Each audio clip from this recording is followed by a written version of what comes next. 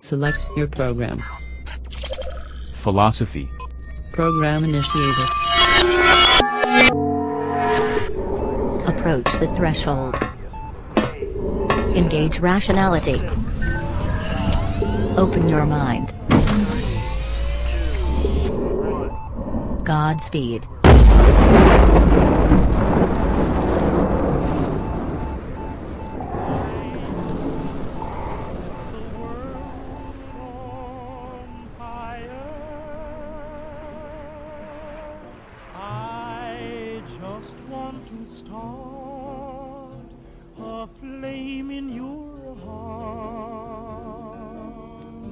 Zapping past planets and stars to your listening devices. This is Flagship Freedom, the podcast that places you on the front line in the war of ideas. My name is Michael. It's Danny Boy. And we are back once again to actually bring you a philosophy episode. We haven't had one of those in a while, huh? Like good old times. Yes, I can't wait. I'm excited. Yeah, and I am too, because amidst all of the guests that we have had, and we've had some wonderful guests, as I'm sure all of you listeners can attest to, we have neglected some important topics that Danny and I wanted to talk about. So we're taking a short break between some of the guests on our calendar to discuss something that is a bit of a personal crusade of mine. Now, Danny, you and I have talked a little bit about this. In fact, I think this was a topic that we've discussed even before we started this podcast. The general perception of politics and political alignment, specifically in the left and the right spectrum, the sort of x-axis spectrum. That's really how politics are perceived nowadays. We have a left and a right, and we have a center. All of our politics somehow, some way, has to fit and squeeze and nestle into this x-axis. The conversation that we had really was about how that is so bullheaded, because everyone knows politics is more complex than the one-dimensional approach that we like to give it. So after a while, I started to do a lot of research on it as to why we look at politics as a left and right spectrum, and what we could do in order to change this. And so I've come up with a little bit of a presentation, I suppose you could say, but more so, I want it to be a conversation, especially afterwards, once we're all done talking about it with you, our listener, about the political spectrum, both the history and our contemporary perception of it. The conversation has to begin as to why the political spectrum matters at all. Why our perception in politics, in American politics, because every single country all over the world has their different kinds of politics. Right doesn't mean right in certain places. Left doesn't always mean left. Liberal doesn't always mean liberal. So what we're really talking about is American politics, but you can apply a lot of the stuff that we're talking about to other countries. It's just this is our focus right now today. So why does mapping political beliefs really matter? The first thing is that perspective matters. It can be very superficial, but perspective, let me put it to you this way. Danny, you are an engineer, yeah?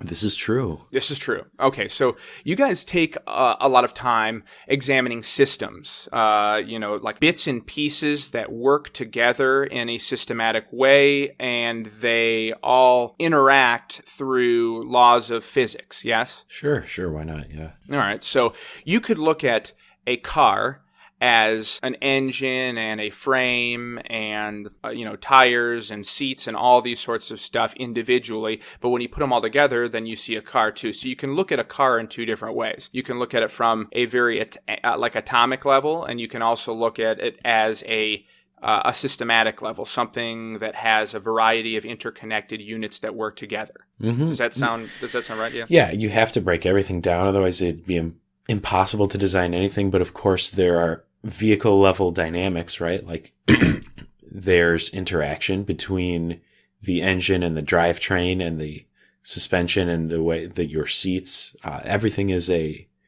interconnected dynamic system at the end of the day, but you have to isolate and separate stuff. Right. So sometimes we look at things from a very micro level. So we're looking at parts of a car, let's say. Sometimes we can look at things at a macro level. We're looking at cars and different types of cars. Now, this is what I might refer to as the ant and the eagle. So an ant is crawling around on the ground, scuttling about, and always looking at what is immediately in front of it, which is a very micro level of the world that we live in. It's very detail driven, and clearly the ant doesn't know this, but there are larger ways to perceive the world. Or I should say there are greater perspectives, higher perspectives. And that comes in the form of, let's say, a creature that flies, like an eagle. An eagle looks at the valleys and the hills and the water and bodies of land and water and all sorts of things like this. So if we look at, let's say, politics from our own very small parochial corner of the world, let's say from a conservative standpoint. Everything else from a conservative standpoint contemporarily we're looking at the left. Like everything that isn't conservative is to the left of us. And of course, even to this day, people try to put, let's say, Nazism and extreme, religio-terrorism over on the right-hand side of things. And every conservative is like, no, that's not us. That has features of the left. And then on the left, people are looking at everything else that isn't them, and they're looking at, let's say, communism, and they're saying, well, there's some authoritarianism in there, so there's some it's not one of us, that's not part of us, or everyone's trying to push things that are not really like them over to the other side of the spectrum. What I think is needed first, before you can even start to classify things, is to realize that you're looking at it from within, and what you want to do is try to look at from without. So that's what spectrums have tried to do. And you have these political quizzes, and you have, I don't know, Danny, if you've taken any of these things. I wonder, where do you fall on these things? The spectrum. I don't want to give away the, the sort of conclusion that there is another dimension. It's not this unidimensional left-right paradigm. But when you take those like left-right ones, do you know what you get? I don't bother with that nonsense. But, well, I would probably fall, as most libertarians do, is probably more right than left. But as you alluded, it's a very self-serving, unidimensional. It's so restrictive to the point that you're losing resolution, you're losing data when you try to squeeze. It's sort of like taking like a nice rich analog recording and compressing it and smushing it down into like 2 or 3 frequencies. You lose all that definition and all that nuance when you try to cram everybody onto a single file line and say like, oh no, that's over on the left, that's far right. Like I always remember back when I identified as a conservative getting all sorts of offended when people would say the Nazis are way on the right. It's like, you want to distance yourself from that, right? It's always been a very self-serving political spectrum. But to answer your question, I would probably fall more on the right, more so than left, but maybe not. Just out of curiosity. I don't know. I mean, I've gotten both sides when I take those really one-dimensional things. But actually, it's funny you mention that, because any good libertarian has been called both, right? You've been called an extreme right-winger or a liberal lefty. Right. So clearly there's something lacking, and we need perhaps another dimension, or you're suggesting another way that we look at this whole... Yeah. Okay. So clearly, we've taken these charts and we get some crazy things, or we've taken these quizzes, we've got some crazy responses. It really ceases to amaze me as to why people classify people on the left or right that are libertarians that libertarians on the left or right, because they really don't know what that is. And it's only because they're looking at it from an ant's perspective. In order to rightly classify, rightly put things into a taxonomical approach, you start from the biggest and you move downward. You start from the eagle and you move to the ant perspective. And what everyone is looking at politics now is at the ant level. The reasons why we initiate action is because of our sensory organs. When we see things, when we hear things, when we smell things, all of these things, it initiates action. So if you have a perception that, let's say, an apple that you're looking at is red, then you pick it up and you eat it because there's nothing out of the ordinary. But if you look at an apple and suddenly it's purple, you pick it up and you're going to be very, very leery of eating that apple. If you have a perception that Republicans are Christian, they are fiscally conservative, they are war hawks, they are pro-life, all of these things, and those are the things that you believe in. You might go, let's say, to the voting booth, and I know, Danny, you don't vote, but let's say somebody else might, and they're like, okay, well, these are the things that I believe in. I'm just going to vote Republican, straight ticket down the road. Okay, so your perception has just induced action that actually does not reflect the real nature of the circumstances. So, A, you made the mistake of voting straight ticket, assuming that the Republicans represent your viewpoint, and B, you decided that the only way in order to initiate action was to vote in the first place. I threw that out for Danny, right? You have all sorts of things that people let's say, could riot on the streets because they perceive that Donald Trump is an absolutely terrible person, and he is heinous towards women, and maybe Hollywood will knock every single Republican they possibly can, even though the Hollywood love child, President Obama, is almost exactly like President Bush in many of his foreign policies and foreign policy blunders. Perception initiates action, so we need to correct our perceptions in order to initiate proper action. So the next thing is that it divides natural allies. Often you'll hear, Danny, I mean, I'm sure you've heard this many times, where somebody will just throw out all of the ideas that might be found on the so-called right just because it's right-wing rubbish and everything on the right is just holistically garbage. Or you know people that are on the right and hear something from the left and they just say, that's just commie trash. Like ending the drug war, that's just commie rubbish. Well, some of those things, those ideas might actually be congruent with a libertarian message. And if you actually thought about it, or consistent with some of the ideas on the right of individual personal freedoms, and they just have never questioned that. So it divides these sorts of natural allies on issues just because I'll never work with somebody on the right, or I'll never work with somebody on the left. I mean, it's just like, it's really silly. Yeah, it's how convenient it is to throw out someone else's, throw out the baby with the bathwater because of identity politics. And I was very guilty of that sort of stuff in the past. I mean, you may not realize it when you're doing it. And well, you do sort of on a very, unconscious, or what's the word? In your heart of hearts, you know what the hell you're doing. You're conveniently dismissing inconvenient truths or inconvenient facts because they're associated with people who you generally consider to be wrong. So you can just sweep away anything that doesn't fit, or anything that's convenient for you to do an ad hominem, to attack the messenger. And that is a form of, or it's a manifestation of your bias. I recently heard a quote that applying unequal levels of skepticism to ideas is a sign of bias. So if you toss something out just because it's associated with the left or the right, you're just, conveniently ignoring what could be a treasure trove of truth, but it's coming from a source that I don't trust. So therefore, I'm going to write the whole thing off.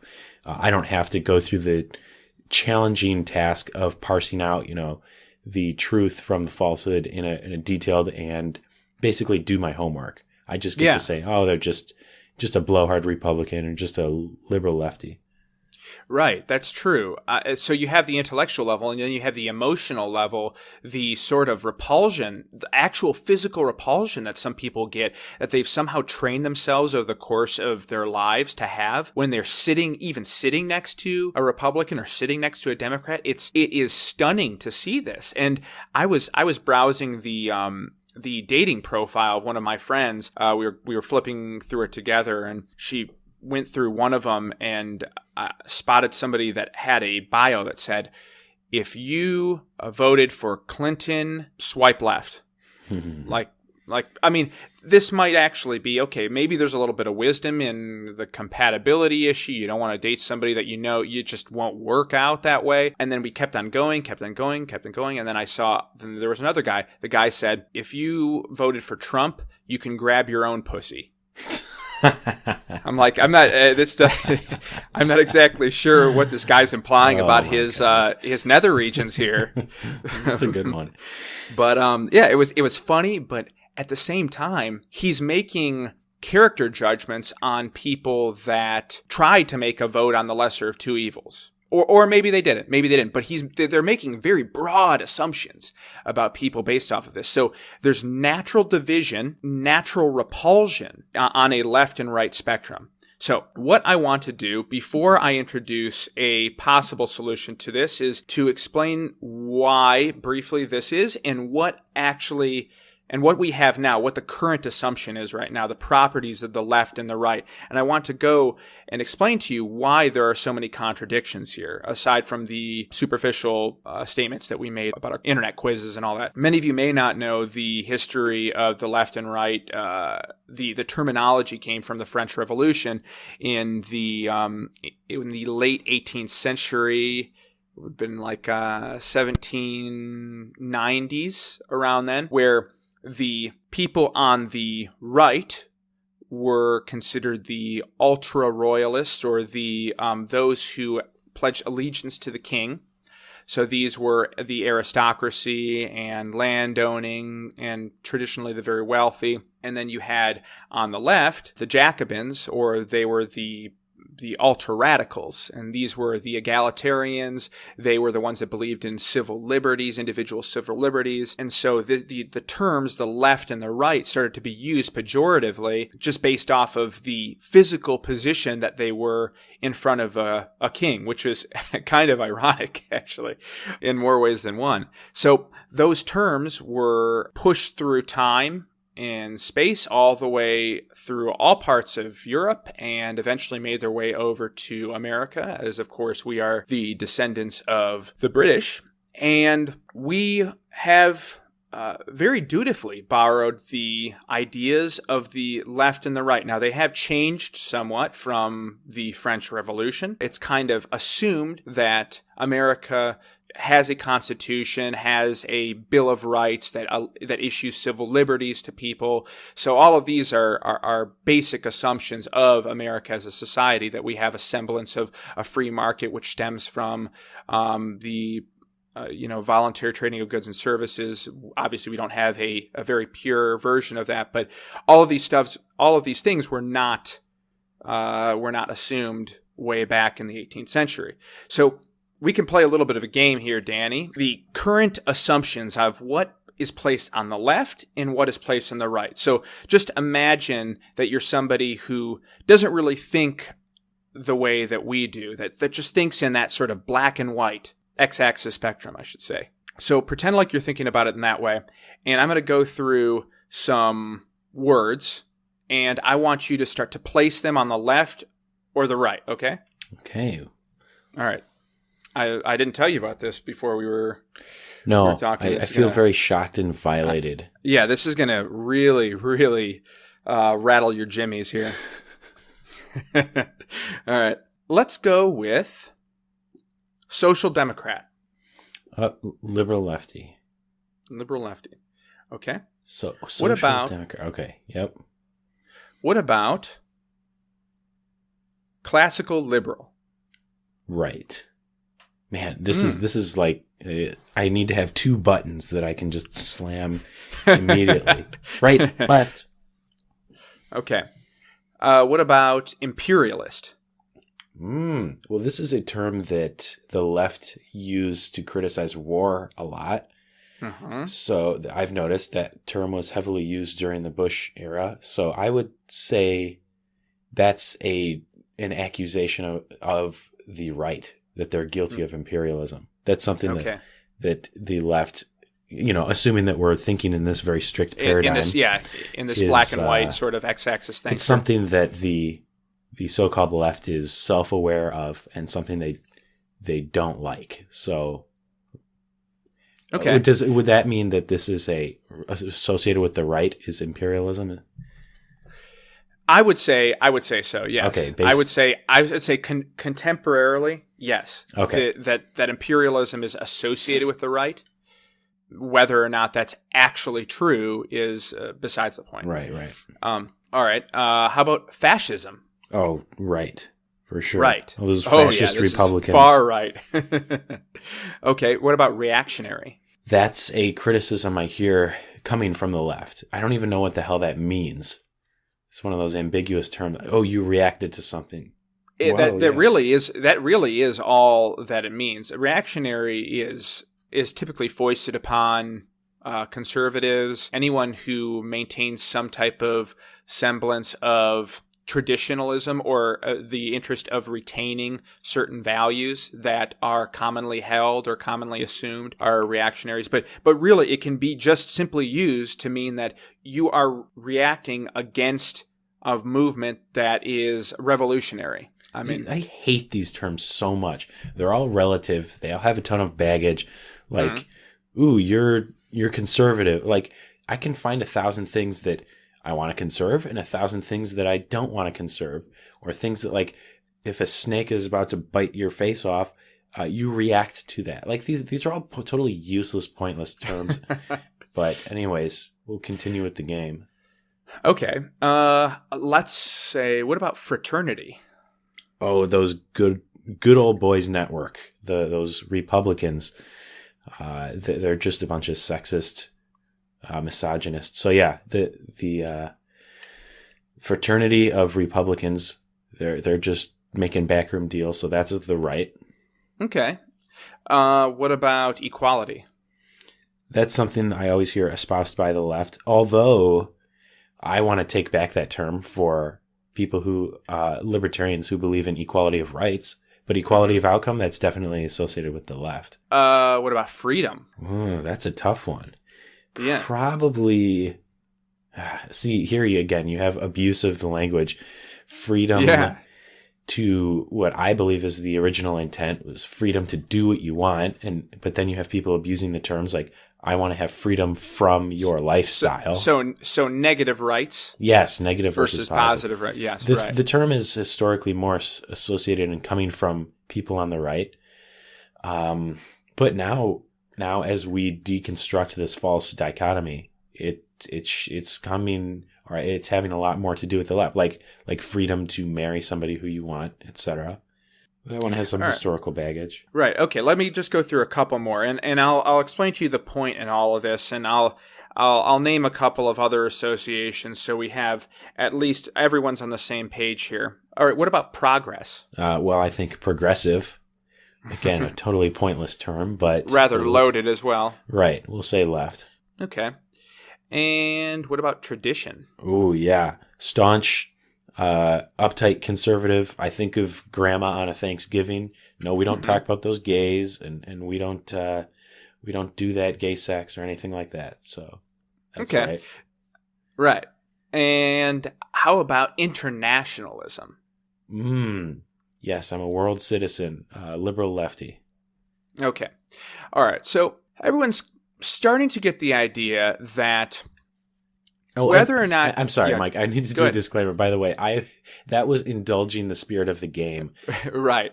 I don't want people to think that I have this knee-jerk bullshit reaction that categorizes everything into the right or left paradigm. That was indulging the spirit of the game. We're trying to exploit the current stereotypes that exist. I mean, whether or not... Clearly, Danny and I have alternative viewpoints to these things that we're going to propose in a moment, but many of these terms we believe are already unreasonably categorize on a left-right spectrum to begin with. So the fact that equality exists or is a commonly held association of the left is only because they use the word a lot more than the right. But in let's say in an anarcho-capitalist philosophy, equality would be used in a number of circumstances. It just wouldn't be used in the way that the progressive left is. So the reason why I wanted to play this game is that whether or not you guys agree with Danny on his assessment of the stereotypical placements of all of these different things, that's not the important thing. The important thing is actually the fact that you may disagree with a lot of these things, that some of these qualities exist on the left and on the right. And the fact that you may be able to say that, okay, well, look, gun rights is a very, very easy example of all this. Somebody on the left would say, well, we're trying to control guns so that people don't kill themselves or kill other people so that they have individual freedom, right? So we are trying to control, which is an authoritarian measure. We are trying to control the liberty that you have so that you aren't affecting the liberty of other people. So in that compound statement, there is a sense of authoritarianism, which is traditionally found on the right or stereotypically found on the right. But then we also have freedom on the left, which, I mean, the right would be fighting for gun freedom in the Second Amendment. So you see how convoluted this starts to get. It gets really, really confusing. And it gets even murkier when you ask people about state intervention on various matters. It's like a weight system that is always shifting depending on who and what you speak with.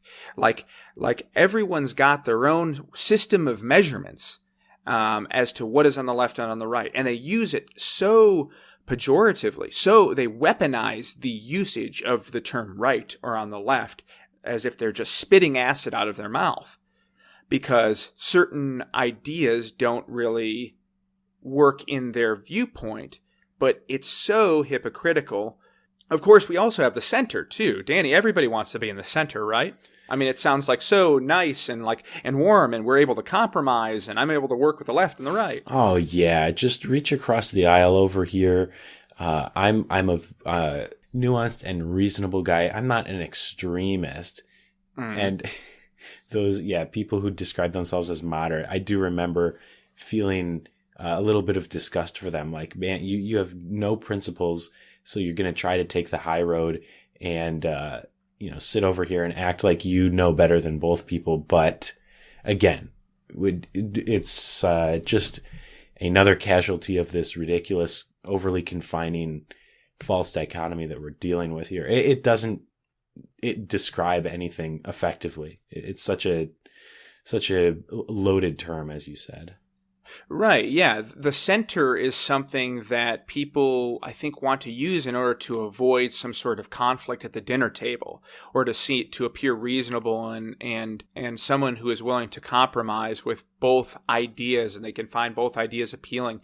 But I also know a lot of libertarians that have felt forced into the center because, sure enough, they take bits and pieces from either. They're like, well, I don't want gun control, but I want to end the drug war. That puts me right down the middle. I want to seem different, and my views are different, and those progressives are placing me on the right, so I'm just going to fight tooth and nail to get into the center because that's where I need to be. What you don't really realize is that in an x-axis, when you're on the center, you're going to be attacked from the left and the right. That's not a very tenable position at all.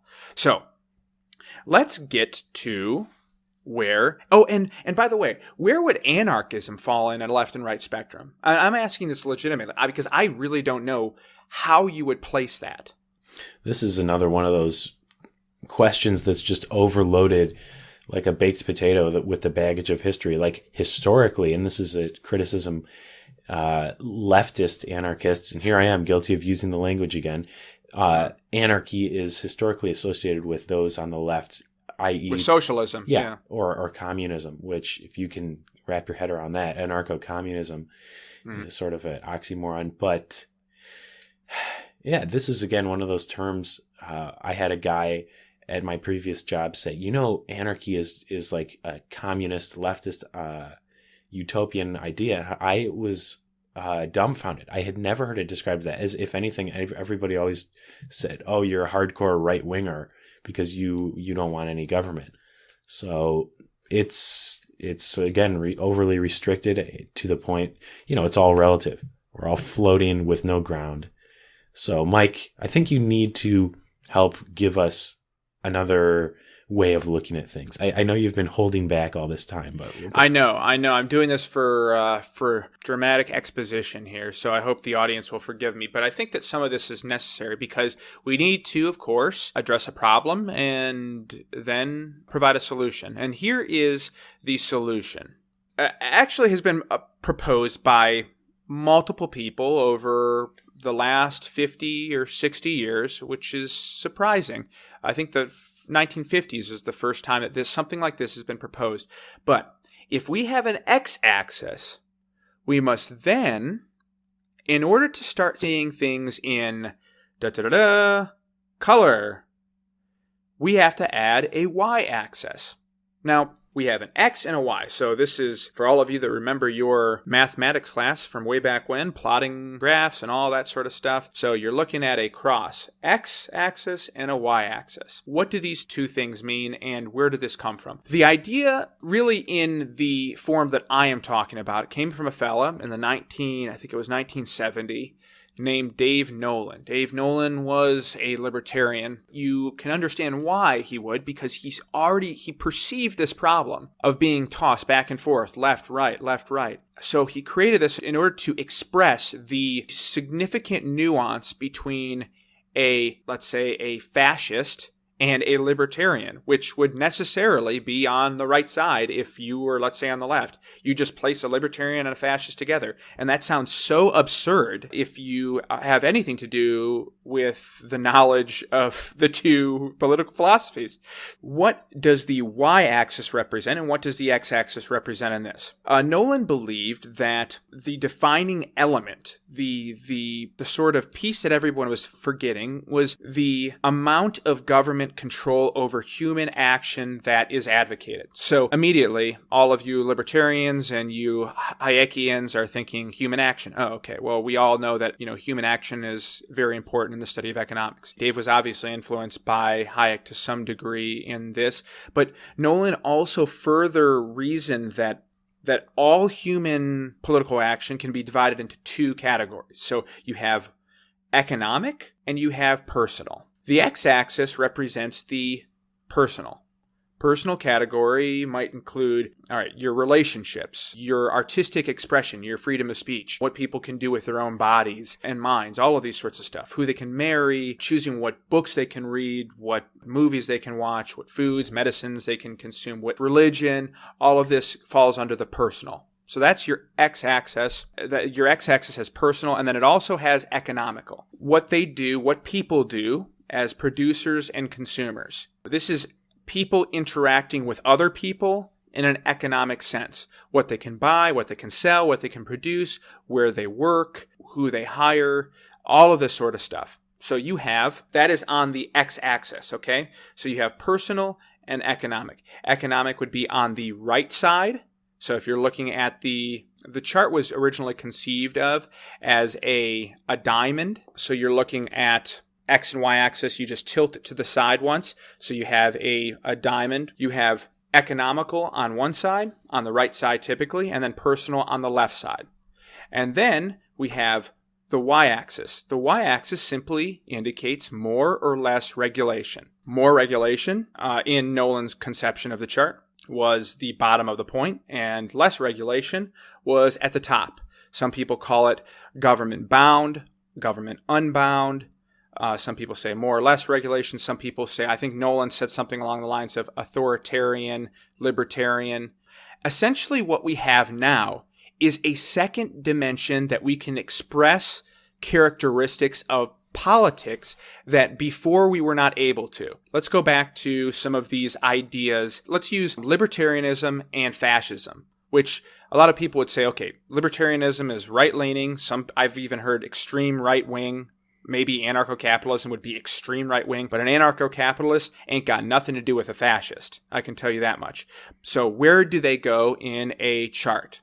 You wanna take a whack at this one, Danny? Okay, is this the diamond with a point up at the top, or right? So the point at the top is the less regulation. Point at the bottom is more regulation, and then point on the right is economical. Point on the left is personal. All right, got it. So which So we want to one? identify. Let's try identifying fascism first. All right, so we're looking for more regulation, right? Yeah, this is characterized by hardcore statist control. Right. Now, generally, my understanding is they want to impose socially restrictive creeds, etc. So I would think that this is the statist in terms of authority, but right-wing in terms of social. So would that put us to the right of this diamond? Yes. The middle, yes. right? Yeah, so you're more looking at like the bottom corner or the bottom point because that's less or more authority. So fascism is about as authoritarian as it comes, right? Right. So you'd probably see that on the right side of the y-axis, nearing the very bottom of the point. So now let's take a look at where you would place libertarianism or anarcho-capitalism. You have a clue there? So hold on, just to make sure I'm getting this right. If this is a diamond, then there's a point up at the top, right? Yeah. Okay. So a right statist, And that's less of government intervention. but somebody like a so-called fascist, somebody who's heavily authoritarian, as you go down on this diamond towards the bottom, because that's your statist versus libertarian, Right. don't you lose your right and left resolution? Like you get funneled into the middle? No, because we're basically defining whether it's more status or less status. So if you're more status, then you're at the bottom half of the diamond. If you're less status, then you're at the top end of the diamond. Now, if you tend to regulate like economics very, very heavily and personal, then that's why if you look at the diamond, it kind of comes to a point, of course. So the fascist and communist really aren't actually all that different from one another. And even though it's geometrically convenient, it's also philosophically convenient that both of them are almost meeting at each other at the very bottom of the Y point, right? Yeah, that's my question, is because supposedly they are, worlds apart in terms of right versus left, but they are common in the sense that they both are totalitarian in their control over other people. So we want to make sure that we can document that or parse that out. Right. Well, there are definitely some differences between communism and fascism, and there's a lot of literature out there that documents the differences, but also documents a lot of the similarities. And it's important for people to remember that the inventor of fascism, Mussolini, was a great admirer of socialism. In fact, what do we call, and of course, Nazism is a National Socialist German Workers' Party. There is a significant amount of centralized and social planning in the Nazi Party and also in Mussolini's Italy in fascism. So maybe that might be another argument for another time, but suffice it to say, in a chart like this, we would see these two at the bottom half of the diamond. So basically what is becoming more and more clear is that it makes more sense to categorize people by their love of power over others. And not people, but categorize the philosophy. The philosophy, yes. Yeah. So that is what you have more in common, or the control freaks, whether they consider themselves left or right wing, they actually are very, very closely related in their love of power, is what it seems to be boiling down to. And the more they want to use power to impose their views, the less distinguishable they become from one another. Is that an accurate interpretation? Well, that is true, yeah. And whatever kinds of and there are actual differences between different authoritarian regimes, because of course we have also a theocratic or a theocracy, which might fall into the Nolan chart, which might be found on the right. Even though it's heavily control oriented, right? You need a lack of liberty. You need, whether it's government or through whatever means. Yeah, coercively imposed. A church state, yes, whatever it is. Right.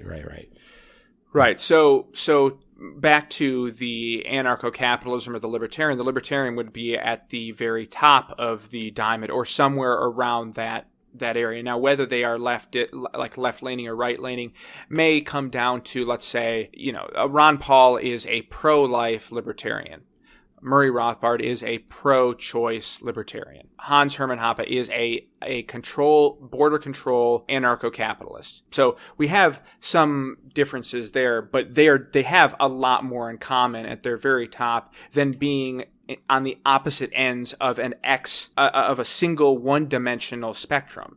So you have much more nuance, much more accuracy on a chart that has an X and a Y axis. And the reason, as I said, that it matters is now we can really understand visually the distance to which all of these and the similarities to which a lot of these political philosophies are, and that we may have a lot more in common with our political opponents than not. And by using left and right, we really are flattening out a very complex interworkings of philosophy to a point where the detail, the resolution, as you say, the color, whatever it is, it's all gone. Well, yeah, definitely a useful way of looking at political viewpoints, and it like power, love of power is something that completely now comes to light, and that's something that previously was lost in translation, lost in oversimplification.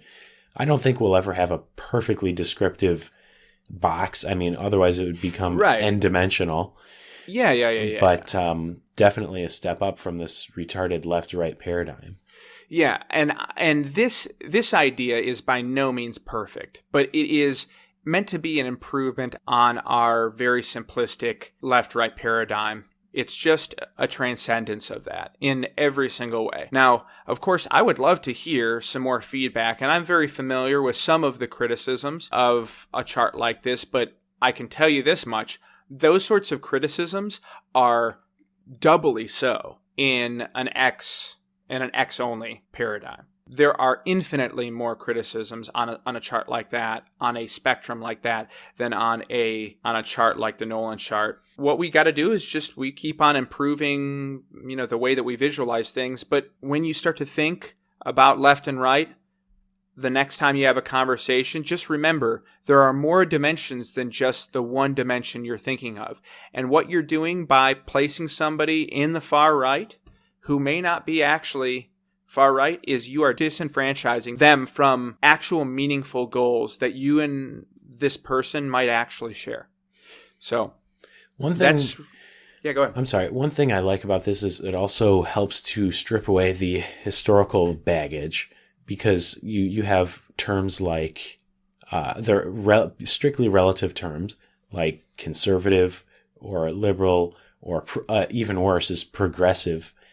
Progressive towards what end, right? Or even more restrictive are the party identity politics, right? The Republicans versus Democrats. Now there's this idea that they somehow swapped somewhere along the line, back when Democrats supported segregation and slavery and things like that. So definitely more objective and less muddied with the baggage of history or identity politics. So I have an idea, Mike. What if we just real quick looked at a few of our beliefs and sort of threw them on this chart and look at them from this new perspective?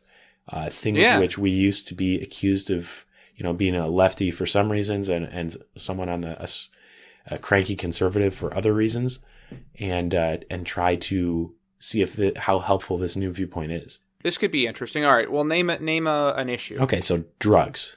Well, drugs would fall. So drugs definitely has an economical side to things, but currently that's like a black market, right? We can't or a burgeoning market, I guess, in marijuana. But in other words, if you want to stop the drug war and allow the use of a variety of drugs, then you're probably on the left, meaning you are leaning more towards allowing personal freedoms to exist in America. Let's say if you look at it in the chart here, instead of being on a spectrum where you're on the left right now, you're somewhere in progressive and maybe left-leaning, libertarian, whatever it might be. Now you're kind of at the, this issue is definitely at the top of the diamond, somewhere on the left side of it. I think it's actually almost perfectly centered because you bring up the economic side. It's also an issue of trade. It's not just personal consumption. There's also the market that's a good for point. drugs. That's right. So it's so much more helpful to look at these things in terms of freedom, right? Like I almost hate the left-right paradigm completely. It's like, should people be allowed to exercise self-ownership over their bodies? Yes or no? Drugs, well, it's your body, and if you put whatever you want in it, you don't have to endorse drugs or use drugs, but you support people's choice to do drugs or alcohol or smoke or whatever, including trade. So I think that's extremely helpful for that. What about, let's think, what's another thing? What about, I don't know. Can you think of another issue, Mike? Patents. That'd be an interesting one. Okay. It seems like patents would be mostly economical. It's basically protection of an idea. You came up with this idea. You write down the idea in perfect detail. You register it with the government. No one else can copy it in that exact way. Now, of course, different industries have different rigors of how these things can be influenced and enforced, like the movie industry. It's hard to enforce certain ideas one way or another. But essentially, you're basically taking something that isn't substantial, tangible object, it's an idea, and you're saying, you can't use this. That really doesn't exist in an anarcho-capitalist society or in a libertarian society. Some people, I know some libertarians that are pro-patent, but I think in a spectrum, in an X spectrum, you'll probably get more people that are patent friendly on the right, would you say? I would say so, yes. Yeah. Not sure if I can articulate why, but it's more associated with property rights. I tend to agree that it's an illegitimate property right. And in other words, It's not a true form of property, but yeah, that one's pretty challenging, but yeah, but I would say that's probably somewhere on the top. If you are anti-patent, you're probably somewhere up at the top half of the diamond on the right. Well, in any case, for the layman, the political layman who doesn't really care to identify with party politics and who's just interested in, leaving other people alone, I really enjoy and like this new way of looking at things. It's just more or less control. Should people be allowed to do things as long as they don't hurt other people? Yes or no? So to me, it's a really liberating and simplifying concept. So I do appreciate it for that. I really hate these overly restrictive groupthink collectivist terms, right, left. That's such a tired old dichotomy. So this was a great new way to look at things. Well, I'm glad that you're finding it useful, and I know that you were familiar with it before, but hopefully you have a refreshed understanding of it, and you're excited to share it with a bunch of people, because I know I always am, and that's why we're having this conversation too. We like to share a lot of new ideas, so this is probably a new idea for a lot of listeners, even maybe some of the libertarians out there. So I want to know what you guys think of this, and it's been around for a while. And it's actually the sole It's the linchpin of the smallest political quiz in the world, which is what it's called. You'll see it shared on Facebook all the time. It's actually might be a website, smallest political quiz in the world. It's using the Nolan chart to plot you in a multidimensional way. So you may have actually taken this quiz without actually knowing. I want to know what you guys think about this idea. And as always, we do take questions at flagshipfreedompodcast@gmail.com, flagshipfreedompodcast@gmail.com. And Danny, do you have any other thoughts? No, I'm all set with this one. Great topic, Mike. Good idea. Appreciate it.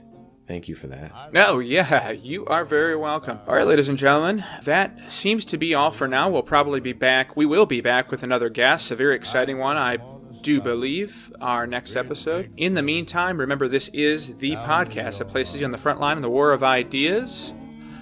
So long and farewell. See you next time, you filthy long-haired hippie. Darling, I have only one desire, and that one desire is you. And I know nobody else ain't gonna do.